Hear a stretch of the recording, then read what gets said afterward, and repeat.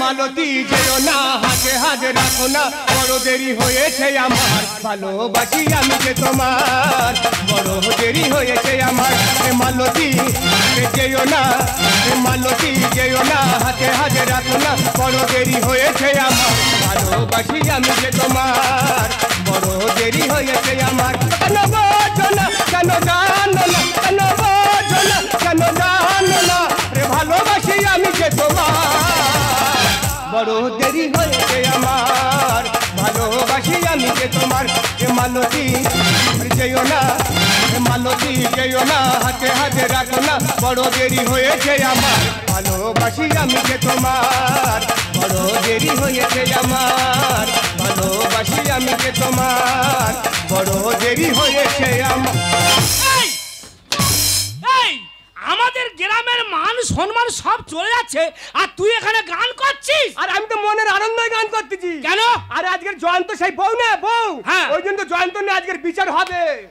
দাদা গো কি বলবো, আমাদের গ্রামে একটা মেয়ে ছেলে তার স্বামী জলজান্ত বেঁচে আছে, তার স্বামী থাকা সত্ত্বেও সে একটা আবার অন্য ছেলে নিয়ে সংসার করছে। কি সাহসটা দেখো ওর। আজকে একবার নয় দুবার নয় তিনবার বিচার ডাকা হয়েছে, হ্যাঁ একবারও হাজির হয়নি, আজকে আবার ডাকা হয়েছে। তোমার ব্যবস্থা হবে, ও যেখানে থাক ঘাটটা ধরবি আর তুলে নিয়ে চলে আসবি। ঠিক আছে আমি যাচ্ছি, ও যেখানে থাক না এখানে নিশা হাজির করাবই। আর শোনো তুমি আজকের একদম কথা বলবে, যা বিচারে কথা বলবো আমরা ও সাইজ করে দেবো। গ্রামের মান সম্মান নিয়ে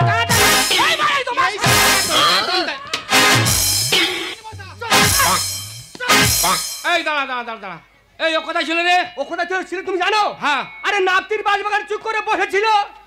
ও শালা শালা রে, শালা তিনবার বিচারে ফেল করে এবারও শালা বাসবাগানে লুকাচ্ছে। তুই এখনো মুখ দেখাচ্ছিস, শালা বিষ খেয়ে মর না। তা জায়গায় তুই বিষকে মন না, আমি খুশি হব। আরে আস্তে মারলে মরে যাবে, আস্তে। এই দাঁড়া দাঁড়া দাঁড়া, তুই তো সংসারের জন্য তো টানাটানি করতেছি। আচ্ছা তোকে একটা কথা বলি, তুই বলতো দুঃখ হলো মানুষের জীবন সাথী, সুখ আসে আর যায়, কই তার মানেটা কি বলতো? হ্যাঁ, বউ চিরকাল ঘরে থাকে, শালি আসে আর যায়। দাদা বউ মানে দুঃখ, বউ মানে অশান্তি, বউ চিরজীবন ঘরে থাকে, শালি মানে সুখ, সে মাল আসে আর যায়। তাই এই তোর বউ পরপুরুষ হয়ে ঘর সংসার করবে, তা তুই কিছু বলবি না? হ্যাঁ, তুই তো বড় বিচারক, তুই তো বিচার করতে এসেছি। তোর মা তো ধর্মপল তার সঙ্গে জুটে আছে, তোর বাবা কিছু বলে না কেন? আমরা বিচারক, আমাদের বউ বাঁশ বাগানে যাবে কি কলা বাগানে যাবে সে চিন্তা আমরা। তুই বল আর কে রে শালা?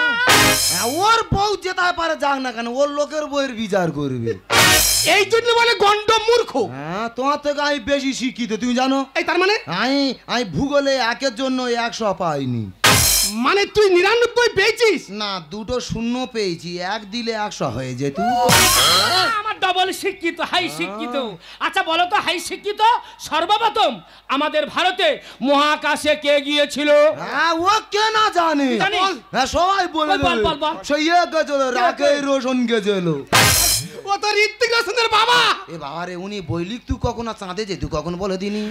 ওরে গাধা, কই বলতো রবীন্দ্রনাথ ঠাকুরের জন্মছিল কত সালে, কই বল। ওইটা কোনো বইয়ের লেখা নি।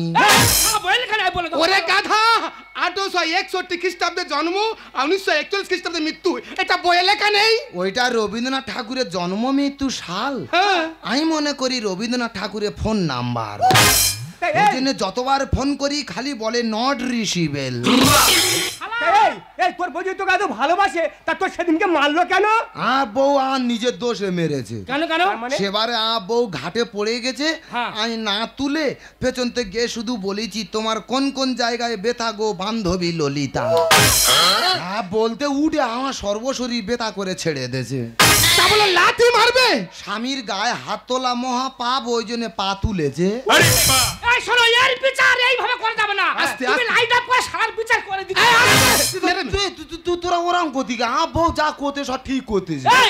এই শোয়ার, তোর বউ ঠিক করেছে? ঠিক করে থাকতে আবার একটা অন্য ছেলে নিয়ে সংসার করছে, তবু ঠিক করছে। এই তুই কই বলতো, একটা গাছ দিয়ে কখনো বাগান হয় না না না, একটা ফুল দিয়ে কখনো মালা গাঁথা যায় যায় না, একটা ইট দিয়ে কখনো ঘর হয় না হয় না। তাহলে একটা স্বামী নিয়ে কি করে সংসার হবে? ও শালা, আস্তে আস্তে।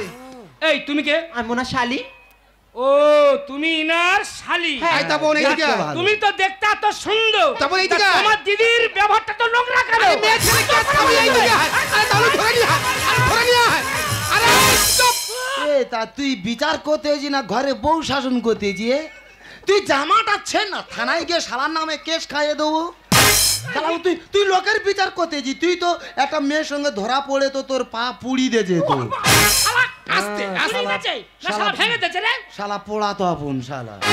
এই কি বলিস শোন, এর বিচার করার ক্ষমতা আমাদের কারণ নেই। হ্যাঁ। এ যখন মানছে না এর বউ কুকাজ করে, হ্যাঁ। তাহলে বিচার করা অসম্ভব ব্যাপার। হ্যাঁ। যেদিন হাতে হাতে ধরবো, হ্যাঁ। সেই দিনের বিচার আমরা করব।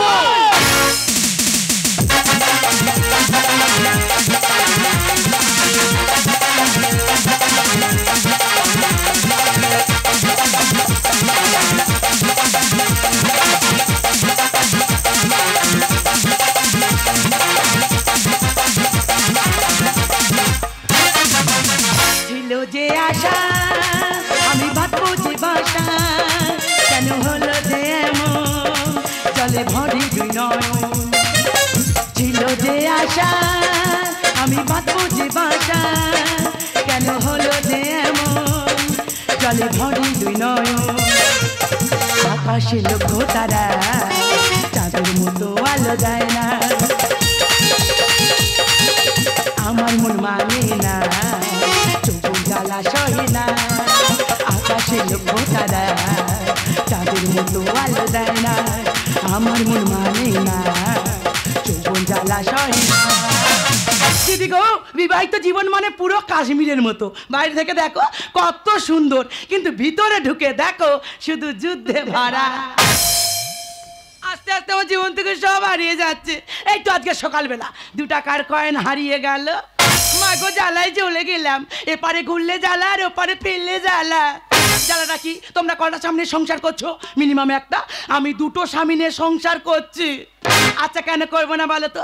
এখনকার ছেলেরা যদি কেউ 2টো কেউ 3টে মেয়ে নিয়ে সংসার করতে পারে, আমরা মেয়েরা কোথায় কমতি আছি গো? আমরা কেন পারবো না? সেই জন্য আমি 2টো স্বামী নিয়ে সংসার করে দেখিয়ে দিচ্ছি। আচ্ছা মায়েরা, তোমরা আমার দিকে ভালো করে তাকিয়ে দেখেছো? আমার সিঁদুরের দিকে তাকাও, 2 কালা সিঁদুর। এর পেছনে বড় একটা কারণ আছে, তা গল্পটা করি শোনো।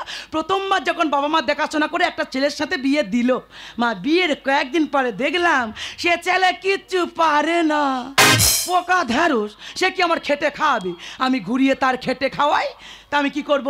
রূপ যৌবনকে ফেলে দেবো? এ কি ফেলে দেওয়ার জিনিস? কি করলাম, আমার পুরনো ভালোবাসা তার সাথে আবার আধার লিঙ্ক যোগ করে তাকে বিয়ে করে নিলাম। আমার যখন প্রথমবার বিয়ে হয়েছিল, এই লাল কালার সিঁদুর পরিয়ে বিয়ে করেছিল, তার স্যাম্পেল রেখে দিয়েছি।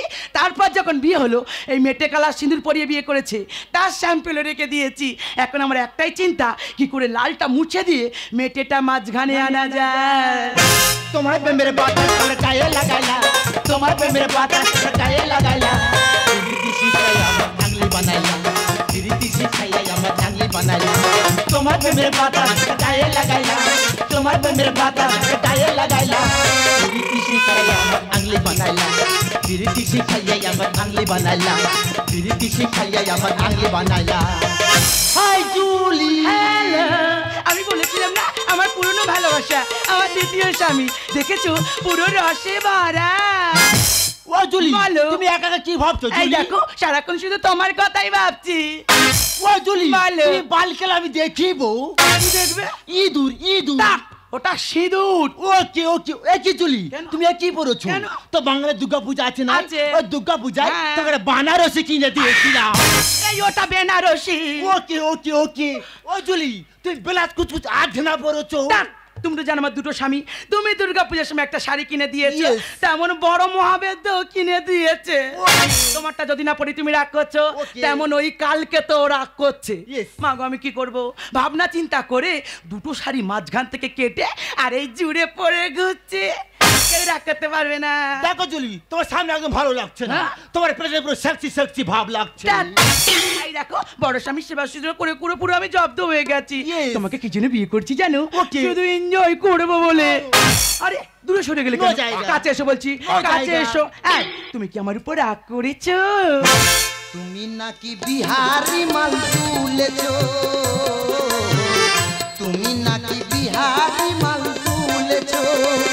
আমি জানি কোথায় তোমার কষ্ট, আমি জানি কোথায় তোমার কষ্ট। লোকে আমার যে যা খুশি বলছে, কেন তুমি হয়ে গেলে নষ্ট। তুমি নাকি বিহারি মাল তুলেছো, তুমি নাকি বিহারি মাল তুলেছো। এই গ্রামের লোক উল্টো পাল্টা বলতে তুই আগের মতো আমার কাছে ফিরে এসো, আবার দুজনে নতুন করে সংসার করো। এই গ্রামের লোক কি তোর খেতে খাওয়ায় নাকি রে? আমি তোকে খাওয়াই। আর তুই কোন গ্রামের কথা আমাকে বলছিস? তোর গ্রামের কথা শুনলে লোকের পেটের ভাত হজম হবে না। তোর গ্রামের ওই মোড়ল প্রবীর বাবু, মাগোর ঘটনাটা বলি শোনো। ও তো বড় রোগ আছে, একদিন রাত্রেবেলা রোগ বাড়াবাড়ি হয়ে গেছে, আমার কাছে টাকা পয়সা কিচ্ছু নেই। ওর গ্রামের মোড়ল ওই প্রবীর বাবুর বাড়িতে গেছে, বলি মোড়ল সাহেব মোদল সাহেব আমার 2000 টাকা দাও, আমার স্বামীকে হসপিটালে ভর্তি করবো। ওই মহাবেদ্য কি বলেছে জানো? বলে 2000 কি, তোমার 5000 টাকা দেবো, আমার সঙ্গে একটু বকখালি টাইম কাটাবে চলো। আর ওর কথা নেই, আমাকে বলতে এসছে। চুপ করে বস। আরে বোন তুই কখন এলি? আমি তো অনেক এসেছি, তুই কেমন আছিস? ভালো আছি। আচ্ছা দিদি ওটা কি? ওটা নতুন জামাই বাবু। আচ্ছা জামাই বাবু তুমি কি গো, তুমি থাকতে দুর্নগার সব প্রেম করছে, তুমি কিছু বলছো না? এই স্বামী স্ত্রী হলো একটা গাড়ি দুটো চাকা, তাই একটা চাকা যদি অচল হয়ে যায় এক চাকায় কি গাড়ি চলবে? ওই জন্য তো দিদি একটা এক্সট্রা চাকা রেখে দেবে। ও মাই গড, আমাকে স্টেমনি বলছে। এই মহাবেদ্য, ডাক্তার তোর প্রতিদিন একটা ডিম সিদ্ধ গিলতে বলেছে, তোমাদের ডিম সিদ্ধ করা হয়েছে, এনে দিচ্ছি, গিলে আমাকে উদ্ধার করে। ও জুলি তুমি এক কাজ করো, গঞ্জলে মুরগি খাইয়ে দাও, দাও সেই মুরগি সেদ্ধ ডিম পেড়ে দেবে। হ্যাঁ ও ঠিক বলেছে, গরম জলের সঙ্গে নুন হলুদ লঙ্কা মিশিয়ে দেবে, দেখবে মুরগি একেবারে ডিম ঝোল করে বার করবে। এই দেখো আগে তোমার মুখে কি সুন্দর দাড়ি ছিল, এখন কেটে ফেলেছো কেন? দেখো জুলি চুল দাঁড়িয়ে কুটকুট করে কামড়ায়, তাই চুল দাঁড়ি করে ফেলে দিয়েছি। দেখো আমার বাচ্চা খোকা খোকা লাগছে না। এই গিয়ে শালার মুখে করে নাতি মেরে দুটো দাঁত ভেঙে দে না, দিলে দুধে বাচ্চার মতো লাগবে। এই দেখো যে যা বলুক, তোমাকে পুরো দুধে বাচ্চার মতো লাগবে। দিদি থাকতে আমাকে চুপ কাচ্ছ কেন? না তো দিদি তো কোনোদিন চুম খায় না, তুই একটা চুম ধার হিসাবে দে, আর অসুখ ভালো হয়ে গেলে আমি আবার দুটো ফিরিয়ে দেবো। আচ্ছা দিদি তুই কি রে, জামাই ব্যবস্থা আছে, একটা ভালো প্যান্ট জামা কিনতে পারি না? আরে আমি তোকে ভালোভাবে রাখতে চাই না, ও কি নিজে ভালোভাবে থাকতে চায়। আচ্ছা তোমাকে বলি একটা ভালো প্যান্ট জামা কিনে পড়তে পারো তো? আমি যদি ভালো প্যান্ট জামা পরি তোর দিদি আমার ভালোবাসবে। এক্স্যাক্টলি। আর ঘরের সামনে দর্জি দোকানে এক্ষুনি বলে দেবো, ও তপন দা এই তোমার দোকানে ফুল প্যান্ট কাটাতে কত করে নিচ্ছে গো? 700 টাকা। বাবা একটা প্যান্ট কাটাতে 700 টাকা? হ্যাঁ। তাহলে জাইয়া কাটাতে কত করে নিচ্ছে গো? শুধু 15 টাকা। 15 টাকা? হ্যাঁ। তবে একটা জাইয়া কাটি দাও, ঝুলটা পাপজন্তু করে দেবে। মেরে মুখ সারাই করতে হবে একবার। ঠিক বলেছে ঠিক বলেছে, এদিকে আয় এদিকে আয়। গ্রামের লোক উল্টো পাল্টা বলতে তুই আগের মতো আমার কাছে ফিরে এসো, আবার নতুন করে সংসার করবো। সত্য, এই ভেস্টে জমি যখন পাট্টা কাগজ না করা হয় সে জমি কি হয়? সরকারের খাতায় চলে যায়। তুই তেমন ভেস্টে জমি, তোর সাথে আর সংসার করব না, একে বিয়ে করেছি এর সাথেই সংসার করব। দুই ভাতারি অহংকারী মরবি রে বা, তোর এক ভাতারে মন ভরে না আর কটা দরকার। তো হাত জোর করে বলছি এখনো পর্যন্ত আমার কাছে ফিরে আয়। দুই ভাতারি অহংকারী মরবি রে বা, এক ভাতারে মন ভরে না আর কটা দরকার। দুই ভাতারি অহংকারী মরবি রে বা, এক ভাতারে মন ভরে না আর কটা দরকার। সত্যি কথা বোঝাই জানি, তাকে দুজন স্বামী আমার। সত্যি কথা বোঝাই জানি, তাকে দুজন স্বামী আমার। আমি কত নাম মারলে দেবো রে বিচার। এই তুই না মারলে বিচার দিই মানে? ও আমার প্রথম বউ, তুই যেন মারিস তোর আমি হাই করে বিচার দেবো রে। শুনিনি জীব জীবনে আমি এক মেয়ে দুজন স্বামী। আর ঘুম পাড়িয়ে চলে গিয়ে করতেছে রে নোংরামি। হাই যা।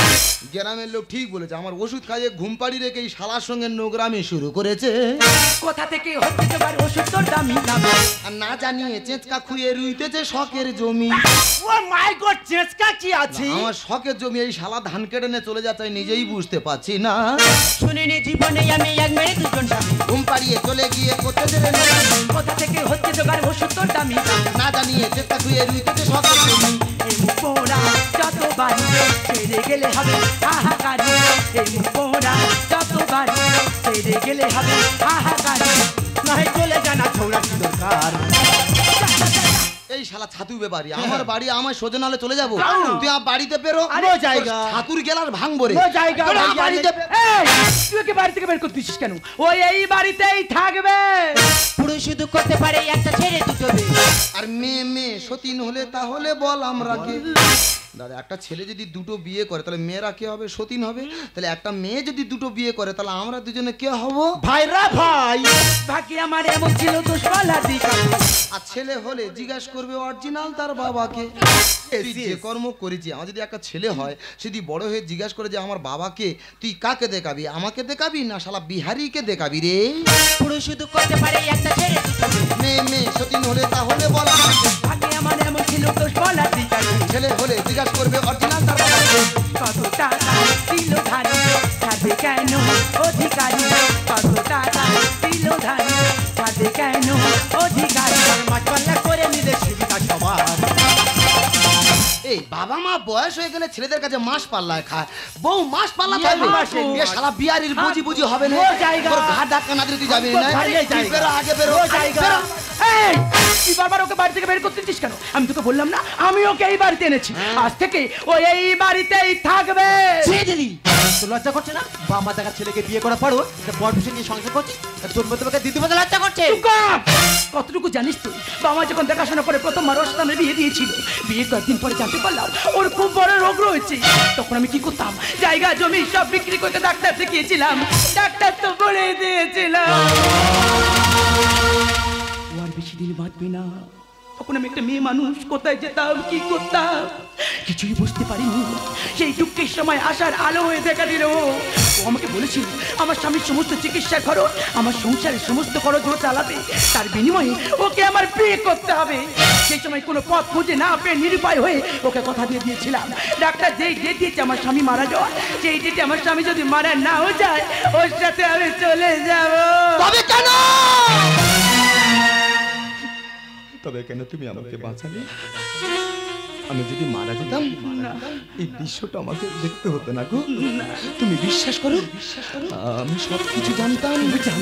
সব কিছু জানা সত্ত্বেও চুপচাপ ছিলাম। কেন জানো? কেন? তোমার ভবিষ্যৎটা যাতে না নষ্ট হয়ে যায়। তুমি বিশ্বাস করো, আমি আগের মতোই তোমাকে পেতে চাই গো। আমি যে সুস্থ হয়ে গেছি, তুমি আগের মতোই আমার কাছে ফিরে এসো। কাগজুলি, আমি তোমাকে টাকা দিয়েছি তোমাকে পাওয়ার জন্য। আমি যাবো না। আমার জন্য নয়। না না না না তুমি যে কোথা দিয়েছিলে? আমি যাবো না। আমার সাথে বিয়ে করে না, আমি যাবো না। সংসার করবে। আমি যাবো না। তাই তো আমাকে টাকা তুলি। আমি তোমার এখান থেকে অনেক দূরে নিয়ে চলে যাবো জুলি। ওগো, আমি তোর কাছে প্রতিজ্ঞাবদ্ধ। তুমি যাবে না। আমাকে চলে যেতে হবে। তুমি একদম টেনশন করো না। তুমি তো আগে থেকে অনেক সুস্থ হয়ে গেছো। আমি চলে যাচ্ছি তো কি হয়েছে?